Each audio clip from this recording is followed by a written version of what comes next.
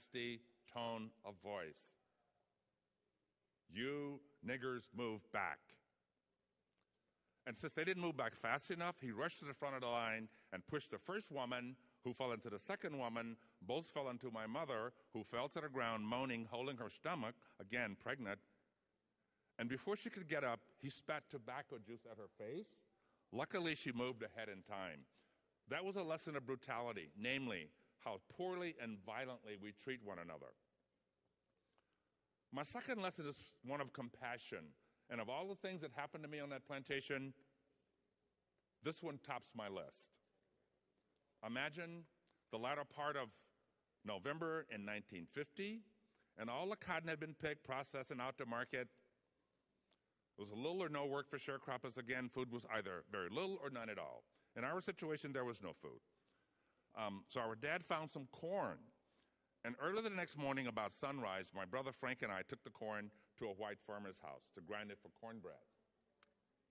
The farmer and his wife had a small farm with the little red barn and all located off the plantation. It had been 3 days since we'd had food in the house.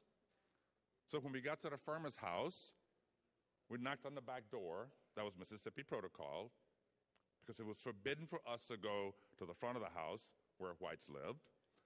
So the farmer's wife came to the door and asked what we wanted. We said we came to grind corn.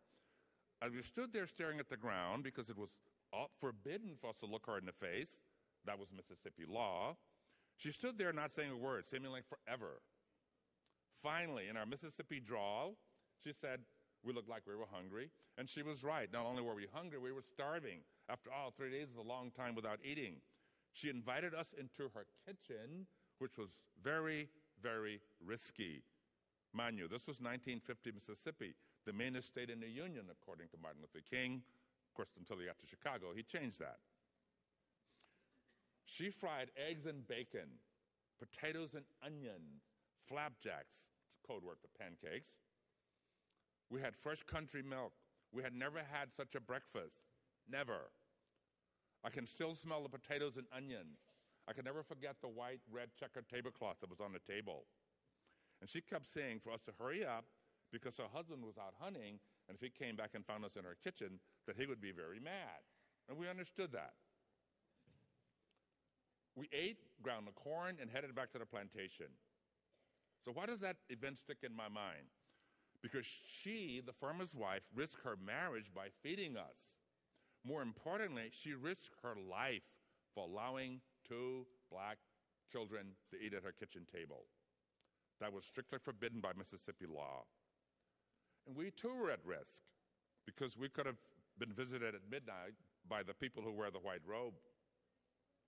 The farmer's wife fractured everything I had been taught about the world in general and white people in particular, and it completely changed my worldview.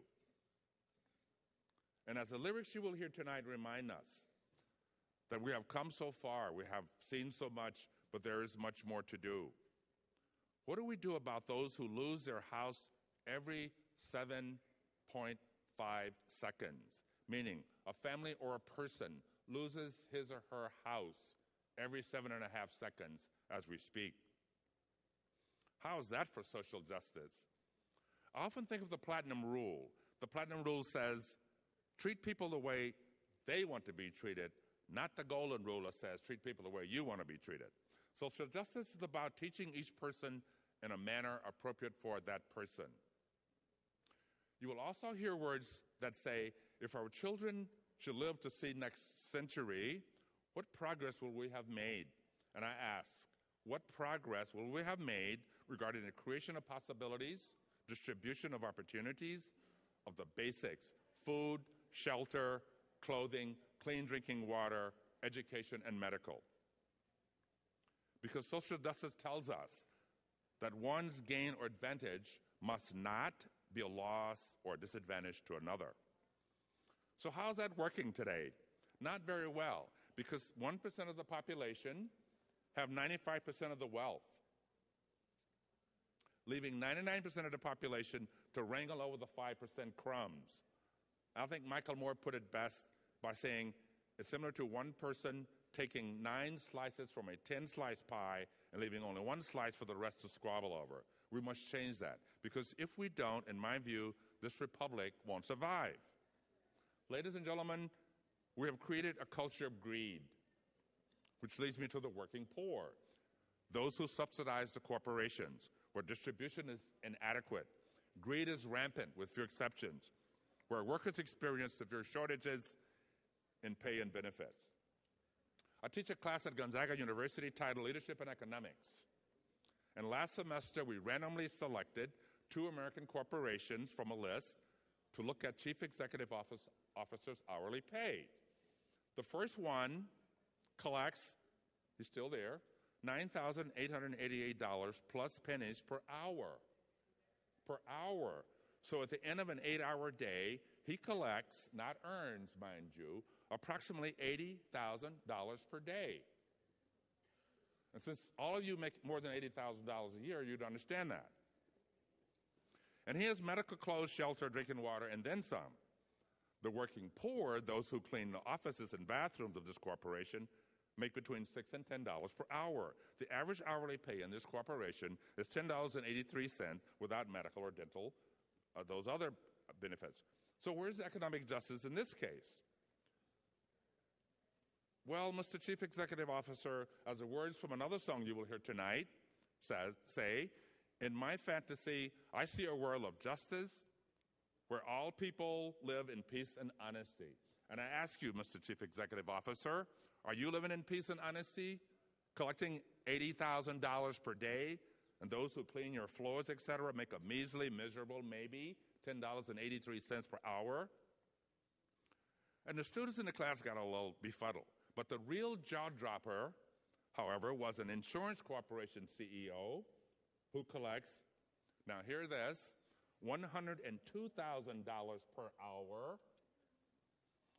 That's more than $4 million per week. And I wonder if he has the basics. Can we truly create a real nation of one for the sake of the voiceless, the houseless, the hungry, and the different? We need to create justice-centered environments, communities, work worlds, where rewards are based on the value of people who contribute to the family, the community, the corporation, the world, and people who are recognized, validated, respected, rewarded, first as individuals, as workers, as owners, a world where advantages and disadvantages, benefits and burdens are shared equitably, even if it means bringing back the draft. At times, I think we're asleep in death's waiting room, having nightmares and trying to wake up. And once we wake up, it'll be too late. And as Martin Luther King Jr. said, everybody can be great because anybody can serve. You don't have to have a college degree to serve, he says. You don't have to make your subject and verb agree to serve. You don't have to know about Plato and Aristotle to serve. You don't have to know Einstein's theory of relativity to serve. You don't have to know the second theory of thermodynamics and physics to serve. You only need, he says, a heart full of grace, a soul generated from love. So I encourage you to explore what is generated inside of you tonight as you listen to the music, the lyrics. Where are the goosebumps, the deep breath? Where are you moved, and how will you respond? And finally, a humanitarian manifesto. Here goes. You and I, we meet as strangers, each carrying a mystery within us. I cannot say who you are. I may never know you completely, but I trust that you are a person in your own right, possessed of a beauty and value that are the earth's richest treasures.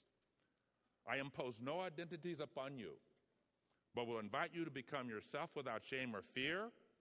I will hold open a space for you in the world and allow your right to fill it with an authentic vocation and purpose. For as long as your search takes, you have my loyalty. Thank you very, very much, and enjoy the music.